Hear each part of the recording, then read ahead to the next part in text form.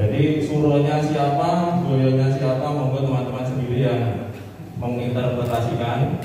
Tapi yang jelas baik suro maupun goyo itu sama-sama, kalau suro itu gesit, cepat, tangkas, mematikan.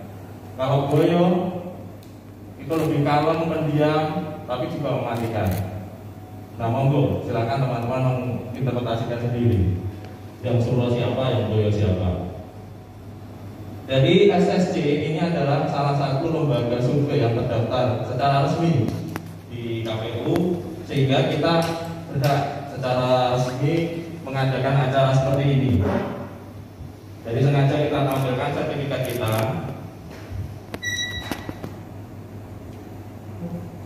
Ya lanjut. Metodologi, jadi survei ini kita laksanakan dari tanggal 19 hingga tanggal 24 November yang baru lalu. Dan kita mulai sehari persis setelah acara debat kedua, sehingga nanti bisa kita potret pengaruh debat ke dalam referensi pemilih di 31 kecamatan, seluruh kecamatan di kota Surabaya. Sampel kita sebanyak 880 responden yang kita ambil secara proporsional dari seluruh kecamatan di Surabaya dengan metode stratifier multi-stage random sampling. Saya kira teman-teman sudah sangat familiar dengan metode ini. Mohon maaf saya minta izin untuk membuka sedikit ya, agak susah ya. Margin of error dari riset ini adalah 3,3% dengan level of confidence sebesar 95%. Pengumpulan data dilakukan dengan teknik wawancara face to face, 8 wawancara secara langsung.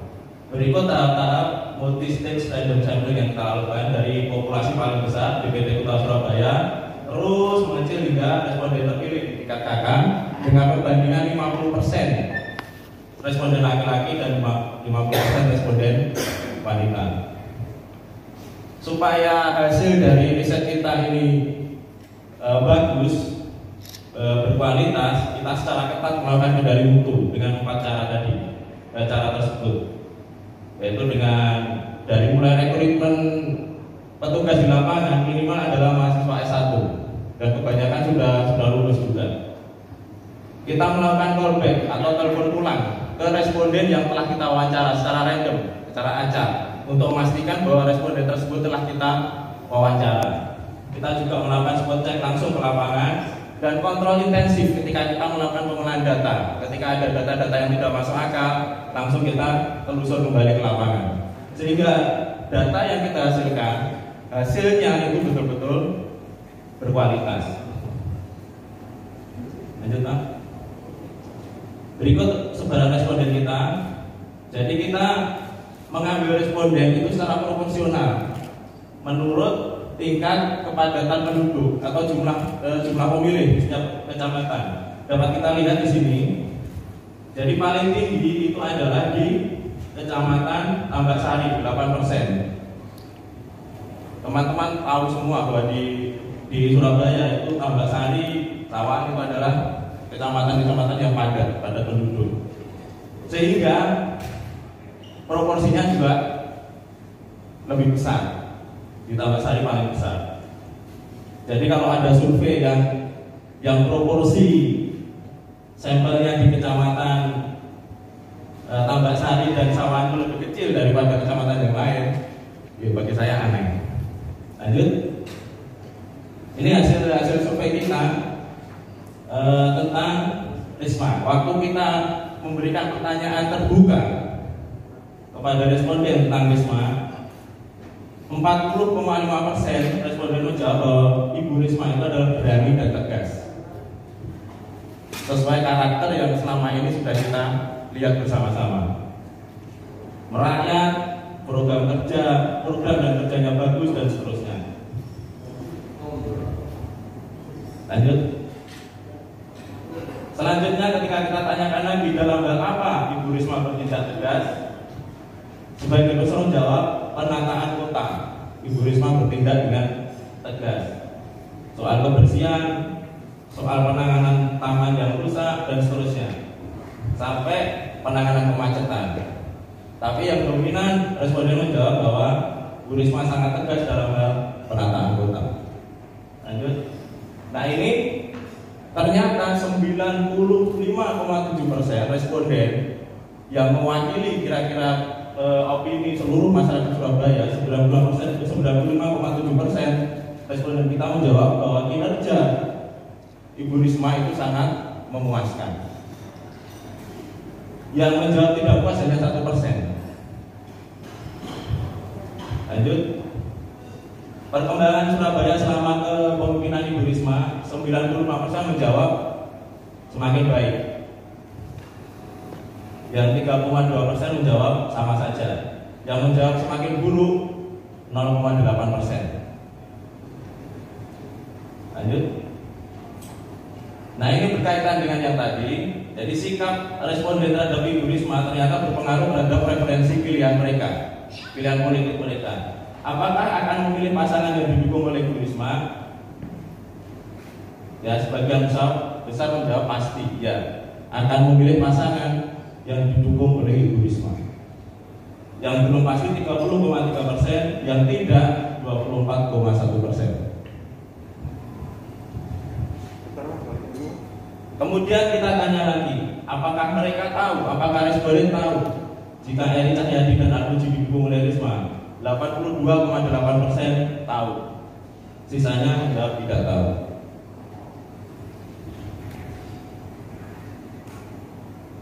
Nah ini pertanyaan-pertanyaan tentang Pilkada Surabaya. Ketika kita tanya kepada responden apakah sudah terdaftar sebagai pemilih, sebagian besar menjawab sudah terdaftar. Tapi sayangnya ketika kita tanya apakah mereka sudah mendapat undangan, ternyata masih banyak yang belum dapat undangan. 58,3% dari pemilih yang terdaftar itu ternyata belum mendapat undangan. Yang sudah mendapat undangan hanya 41,7%. Ini saya kira menjadi PR kita bersama. Lalu kita tanya lagi, apakah akan menggunakan hak pilih saat masih pandemi seperti sekarang? Ternyata 56,2% akan tetap menggunakan hak pilih mereka. Ini menunjukkan apa? Tetap antusias masyarakat Surabaya tinggi. Di atas 50% tetap akan menggunakan hak pilih pada saat pandemi. Ketika sudah tidak pandemi, makin tinggi lagi 82,5%. Masyarakat Surabaya akan menggunakan hak pilihnya, pasti akan menggunakan hak pilihnya. Nah ini adalah antusiasme yang perlu ditangkap oleh penyelenggara pemilu terkait dengan masih kurangnya yang mendapat undangan tadi. Nah ini ketika kita tanyakan apakah responden tahu bahwa nanti di saat pencoblosan di TPS itu dijadwal, ternyata sebagian besar juga sudah tahu. 58,5% mereka sudah tahu dan sisanya menjawab belum tahu. Kemudian kita tanya lagi apakah mereka akan datang ketika tahu bahwa nanti pencoblosannya dijadwal. Mereka menjawab 54,2% mereka menjawab tetap akan datang. Sementara 45,8% tidak datang. Nah saya kira ini angka yang tinggi 45,8 ini. Jadi sayang sekali 45,8% kali sekian juta pemilih jika mereka benar-benar tidak datang hanya karena dijadwal. Ini PR lagi. Saat kita tanyakan kepada responden kapan Pilkada Surabaya akan dilaksanakan, 59,7% mampu menyebut tanggal, bulan, dan tahun. Artinya sosialisasi masalah pelaksanaan itu sudah cukup baik. Bagian besar sudah tahu. 26,5% hanya mampu menyebut bulan dan tahun. 7,2% mampu menyebut tahun saja 2020 dan sisanya tidak tahu, tidak menjawab. Berikut pertanyaan-pertanyaan tentang kandidat. Nah ini menarik sekali. Jadi ternyata responden ketika kita tanya tentang nomor urut pasangan calon itu masih ada yang tertukar. Jadi kita lihat seperti yang di slide.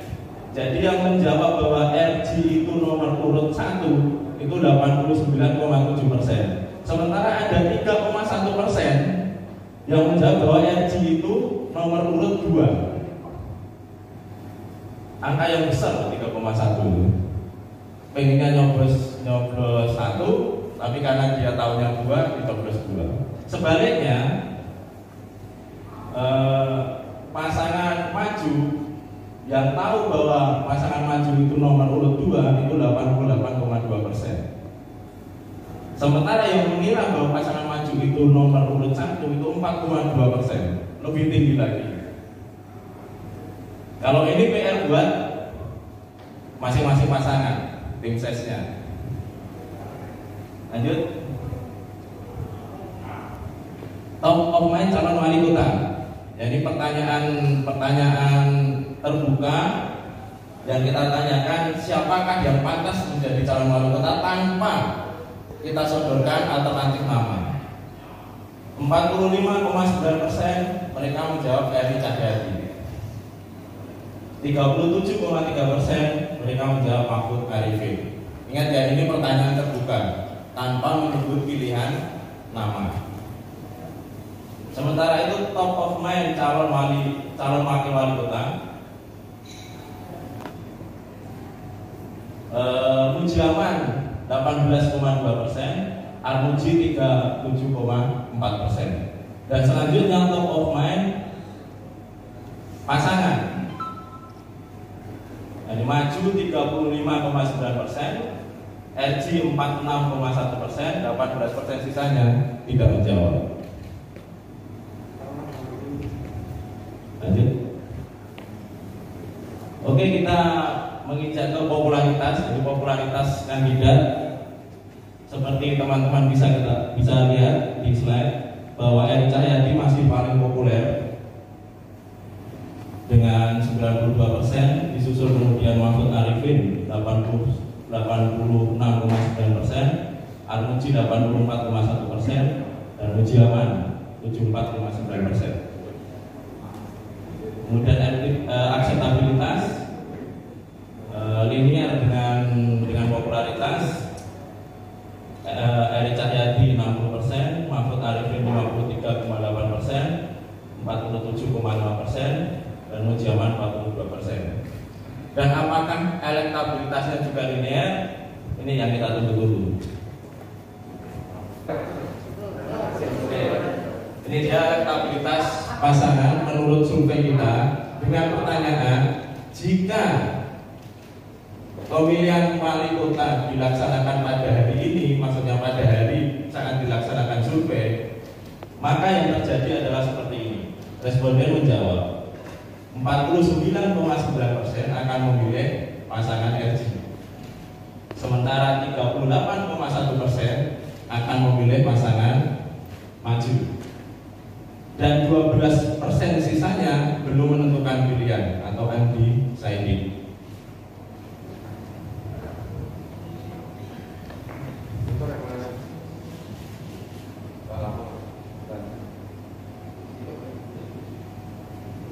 Oke, lanjut. Dan apakah responden sudah mantap dengan pilihan tersebut? Ternyata 58,1% sudah mantap, dan sisanya 41,9% masih mungkin berubah. Artinya belum pasti akan memilih apa yang dipilih di slide sebelumnya tadi. Dan apakah yang akan merubah pilihan tersebut? Ya, yang akan bisa mengubah pilihan adalah tetap nomor 1, visi dan misi program kerja. Tetap penting ternyata visi dan misi itu 36,2%. Dan yang mengejutkan, uang atau sembako itu hanya 9,1%. Apakah ini jujur atau tidak? Wallahu a'lam. Tapi kenyataannya waktu kita survei seperti itu. Tetap bagi mereka visi dan misi program adalah paling penting, yang akan bisa merubah pilihan pemilih. Lanjut. Nah, ini berkaitan dengan angka 9,1% tadi. Toleransi terhadap politik Jadi ternyata sebagian besar pemilih itu sudah tidak terlalu menganggap penting politik uang. Ini kita buktikan pada hasil survei kita. Ketika mereka ditanya apakah akan memilih pasangan yang memberikan uang, ini 39% itu tidak akan menerima uang dan pasti tidak akan memilihnya. Ini apakah menunjukkan gejala makin tinggi kesadaran pemilih untuk memilih calon-calon yang berkualitas? Nanti akan dibahas lebih lanjut oleh bapak-bapak narasumber kita. 28% akan menerima uang tapi tidak akan merubah pilihan, diterima tapi pilihan tetap. 10,4% akan menerima uang itu dan pasti memilihnya. Artinya apa? Ternyata efektivitas money politik itu hanya 10,4% dalam merubah pilihan calon pemilih. Jadi hati-hati. Saat kita tanya ketika membuka kertas suara apa yang akan dilihat dan dicoblos pertama kali, ternyata yang dilihat dan dicoblos pertama kali adalah nomor urut, paslon. Jadi sangat disayangkan berhubungan dengan yang slide yang sebelumnya tadi, masih ada yang tertukar. Kita tahu bahwa RG itu nomor 1, kita tahu bahwa Maju itu nomor 2. Jadi ternyata 52,3% yang dilihat dan dicoblos pertama adalah nomor urut paslon. Selanjutnya foto paslon 35,9%, baru nama paslon. Nah, ini tentang debat. Karena survei kita dilaksanakan setelah debat, untuk mengukur apakah ada pengaruh debat terhadap preferensi politik, kita lihat ternyata yang menyaksikan debat itu hanya 24%. 76% responden tidak menyaksikan debat. Bahkan di lapangan itu ketika kita tanya apakah Anda menyaksikan debat, debat apa kan? Jadi sangat disayangkan sekali acara seperti itu informasinya tidak sampai secara meluas ke masyarakat. Nah, dari 24% yang melihat tadi, kita tanya penampilan terbaik, siapakah yang berpenampilan terbaik pada saat debat tersebut? 9,9% menjawab Eri Cahyadi. Kemudian Mahfud Arifin 6,5%, Armuji 5%, dan Mujiawan 2,6%. Sisanya 76 tidak menjawab atau tidak tahu. Menurut mereka, paslon yang lebih unggul dalam debat siapa? Jadi menurut mereka pasangan nomor 1 itu lebih unggul dalam debat, baik debat 1 maupun debat 2, 14,7%. Sementara yang memilih, yang mengatakan bahwa pasangan nomor 2 lebih unggul itu 9,3%, 76% di sana tidak menjawab. Nah ini, apakah debat berpengaruh terhadap pilihan? Ya, 15,1% berpengaruh, 8,9% tidak berpengaruh, dan sekali lagi banyak diantaranya tidak menjawab.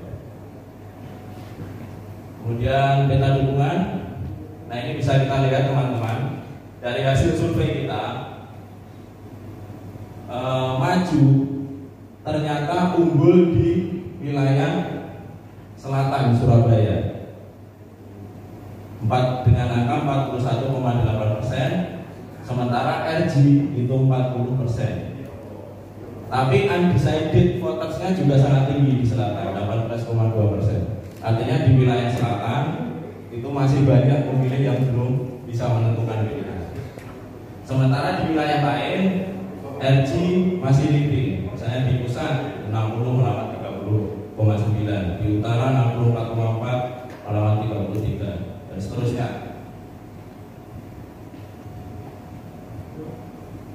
Untuk peta sebaran gender, untuk pemilih laki-laki itu cenderung memilih RG daripada pasangan nomor 2. Demikian pula untuk pemilih perempuan, cenderung memilih pasangan nomor 1. undecided voternya masih lumayan juga 12%. Untuk peta sebaran umur, pasangan maju itu belum mampu mengungguli pasangan nomor 1 di semua kelompok pemilih, di semua kelompok umur. Jadi baik di generasi Z 17 sampai 24 tahun, baik di generasi Y 25 sampai 38 tahun dan seterusnya. Pasangan calon nomor 2 masih tertinggal.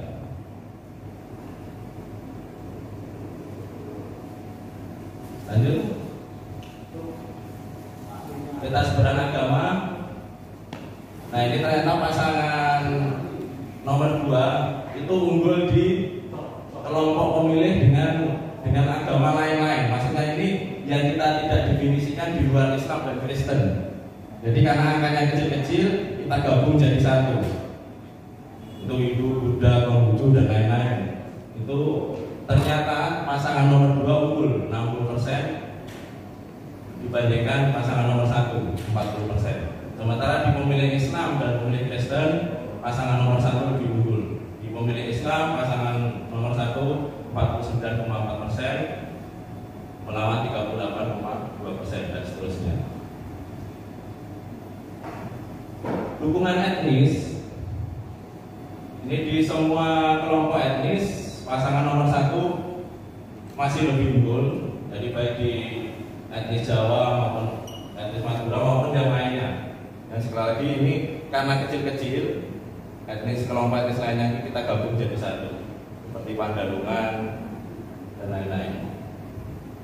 Lanjut. Peta sebaran pendidikan. Sekali lagi, maju itu belum bisa menandingi pasangan nomor 1 di pemilih dengan latar belakang pendidikan dari tidak tamat SD sampai tamat perguruan tinggi. Jadi pasangan nomor 1 RJ masih leading. Nah, ini yang menarik. Jadi untuk pemilih dengan latar belakang profesi, seperti teman-teman lihat, ternyata maju itu unggul di pemilih kelompok profesi PNS. Ya, 60,7% pemilih berlatar belakang profesi PNS itu memilih pasangan nomor 2 maju. Sementara hanya 39,3% yang memilih pasangan nomor 1. Sementara profesi yang lainnya, baik swasta dan seterusnya sampai pelajar dan mahasiswa, itu masih cenderung memilih pasangan nomor 1. Lanjut. Peta sebaran dukungan menurut strata ekonomi. Ini juga menarik lagi. Jadi pasangan nomor 2 maju itu ternyata unggul di strata ekonomi menengah. Ya, sementara LG itu unggul di strata ekonomi bawah dan atas. Lanjut. Pemilih berdasarkan latar belakang ormas keagamaan, maju itu unggul di pemilih Muhammadiyah 58,3% dan pemilih lainnya. Ini adalah organisasi-organisasi massa keagamaan yang kecil-kecil angkanya kita gabung menjadi satu. Itu maju juga unggul 66,7%. Sementara untuk pemilih NU dan FPI, pasangan nomor 1 LG itu lebih unggul. Nah, ini peta sebaran parpol. Teman-teman bisa lihat di tabel berikut bahwa ternyata untuk pasangan nomor 1 itu partai pendukung PDIP dan PS itu solid mendukung pasangan yang mereka usung. Dan kita lihat PDIP itu angkanya 75,5% dan PSI 62,5%. Sementara partai pengusung pasangan maju itu yang solid, itu relatif solid, itu PKS dan PAN yang angkanya 80 dan 84%. Sementara yang lainnya moderat.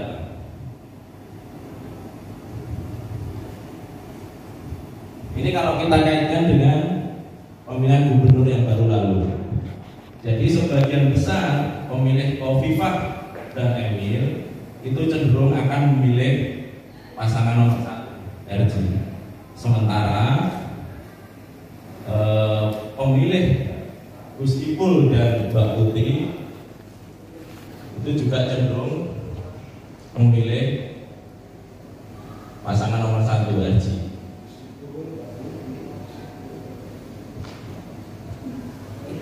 Nah ini selaras dengan hasil yang peta sebaran parpol tadi. Jadi ternyata pemilih Jokowi Ma'ruf itu cenderung memilih pasangan nomor 1 RJ. Sementara pemilih Prabowo Sandi pada Pilpres yang baru lalu itu cenderung memilih maju, angkanya sangat tinggi dan 72,9%. Nah ini progres dan skenario. Ini progres masing-masing pasangan secara statistik. Jadi kita melakukan survei tracking dari bulan September hingga bulan November. Itu kedua pasangan sebetulnya sama-sama mengalami kenaikan elektabilitasnya. Artinya apa yang mereka lakukan untuk meraih calon pemilih itu sudah berhasil. Sayangnya progresnya itu lebih tinggi, lebih besar progresnya pasangan nomor 1 sebesar 3,1%. Jadi bulan September 42,5%, bulan Oktober 46,8%, bulan November 49,1%, naik sebesar 3,1%. Sementara pasangan maju itu juga naik sebetulnya. Hanya saja kenaikannya tidak sebesar kenaikan pasangan nomor 1. Dari mana kenaikan ini? Kenaikan ini dari undecided voter yang semula masih sangat tinggi di bulan September, terus menurun hingga bulan November yang semula 23,8%, di bulan November menurun hingga 20%. Jadi masing-masing pasangan sebenarnya berhasil meyakinkan pemilih-pemilih yang masih ragu untuk memilih mereka, tapi tetap sebagian besar masih beralih ke dari undecided beralih ke pasangan nomor 1. Nah ini 4 skenario yang mungkin terjadi pada Pilwali mendatang. Ingat, ini adalah skenario statistik ya, bukan skenario politik. Ya, riset ini betul-betul mengukur secara statistik. Demikian pula skenario-skenario ini. Jadi mari kita cermati. Jadi skenario 1 itu RJ akan menang sebesar 56,7% jika cut off atau suara undecided itu dianggap golput atau dihilangkan. Sebaliknya, kita lihat di skenario 3 itu pasangan maju bisa saja masih bisa saja menang, masih ada kemungkinan menang jika seluruh undecided voters itu seluruhnya melimpah ke maju yang 12% tadi. Itu jika seluruhnya melimpah ke maju di detik-detik terakhir pasangan maju mampu meyakinkan undecided voter untuk bergabung dengan mereka, maka mereka akan menang dengan angka 50,1% melawan 49,9%. Sementara di skenario 2 dan 4 itu tetap RJ yang akan menang. Saya garis bawahi sekali lagi bahwa ini adalah skenario statistik, bukan skenario politik. Apakah implikasinya nanti akan diulas oleh bapak-bapak kita. Demikian saya kira paparan hasil survei dari SSC yang baru lalu. Terima kasih teman-teman atas